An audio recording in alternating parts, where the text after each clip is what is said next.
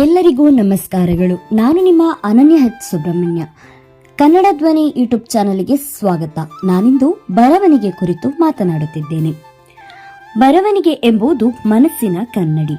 ನಾವು ಹೇಳಲಾಗದ ಅನೇಕ ಭಾವನೆಗಳನ್ನು ಪದಗಳ ಮೂಲಕ ವ್ಯಕ್ತಪಡಿಸಬಹುದು. ಕೆಲವರು ತಮ್ಮ ನೋವನ್ನು ಬರೆಯುತ್ತಾರೆ, ಕೆಲವರು ತಮ್ಮ ಕನಸುಗಳನ್ನು ಬರೆಯುತ್ತಾರೆ, ಮತ್ತೊಬ್ಬರು ಸಮಾಜದ ಸತ್ಯವನ್ನು ಬರೆಯುತ್ತಾರೆ.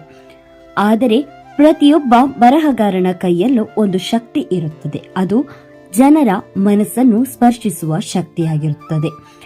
ಒಂದು ಲೇಖನ, ಒಂದು ಕವಿತೆ, ಒಂದು ಕತೆ ಅಥವಾ ಒಂದು ಪುಸ್ತಕ ಯಾರದಾದರೂ ಜೀವನವನ್ನು ಬದಲಾಯಿಸಬಹುದು. ಬರೆಯಲು ದೊಡ್ಡ ವೇದಿಕೆ ಬೇಕಾಗಿಲ್ಲ. ಒಂದು ಕಾಗದ ಮತ್ತು ಸತ್ಯವಾದ ಮನಸ್ಸು ಸಾಕು. ಆರಂಭದಲ್ಲಿ ಟೀಕೆಗಳು ಬರಬಹುದು, ಯಾರು ಗಮನಿಸದಿರಬಹುದು. ಆದರೆ ನಿಮ್ಮ ಪದಗಳ ಮೇಲಿನ ನಂಬಿಕೆಯನ್ನು ಕಳೆದುಕೊಳ್ಳಬೇಡಿ.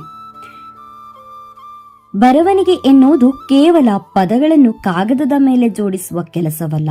ಅದು ಮನಸ್ಸಿನ ಭಾವನೆಗಳಿಗೆ ಧ್ವನಿ ಕೊಡುವ ಕಲೆ. ಒಬ್ಬ ವ್ಯಕ್ತಿಯ ಆಲೋಚನೆಗಳು ಮರೆತು ಹೋಗಬಹುದು, ಆದರೆ ಬರಹ ಶಾಶ್ವತವಾಗಿ ಉಳಿಯುತ್ತದೆ.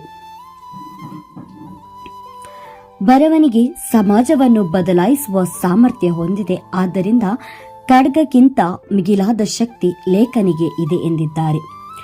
ಒಬ್ಬ ಬರಹಗಾರ ತನ್ನ ನೋವು, ಸಂತೋಷ, ಕನಸು, ಹೋರಾಟ ಎಲ್ಲವನ್ನು ಪದಗಳಲ್ಲಿ ಜೀವಂತಗೊಳಿಸುತ್ತಾನೆ.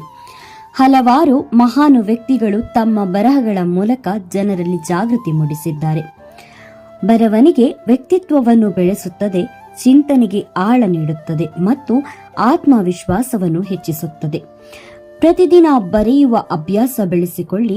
ಮೊದಲ ಬರಹ ಪರಿಪೂರ್ಣವಾಗಿರಬೇಕೆಂದು ಬೇಡ, ಆದರೆ ನಿರಂತರ ಪ್ರಯತ್ನವೇ ಒಬ್ಬ ಉತ್ತಮ ಬರಹಗಾರನನ್ನಾಗಿ ರೂಪಿಸುತ್ತದೆ. ನಿಮ್ಮ ಕಲ್ಪನೆಗಳಿಗೆ ರೆಕ್ಕೆ ಕೊಡಿ. ನಿಮ್ಮ ಧ್ವನಿಯನ್ನು ಬರಹದ ಮೂಲಕ ಜಗತ್ತಿಗೆ ತಲುಪಿಸಿ. ಇಂದು ನೀವು ಬರೆಯುವ ಒಂದು ಸಾಲು ನಾಳೆ ಯಾರಿಗಾದರೂ ಪ್ರೇರಣೆಯಾಗಬಹುದು. ನಿಮ್ಮ ಬರಹ ನಿಮ್ಮ ಗುರುತು ಆಗಬಹುದು. ಆದ್ದರಿಂದ ಯೋಚನೆಗಳನ್ನು ನಿಲ್ಲಿಸಬೇಡಿ, ಬರೆಯುವುದನ್ನು ಬಿಡಬೇಡಿ. ಮಾತು ಗಾಳಿಯಲ್ಲಿ ಹಾರಿ ಹೋಗಬಹುದು, ಆದರೆ ಬರಹ ಇತಿಹಾಸದಲ್ಲಿ ಉಳಿಯುತ್ತದೆ.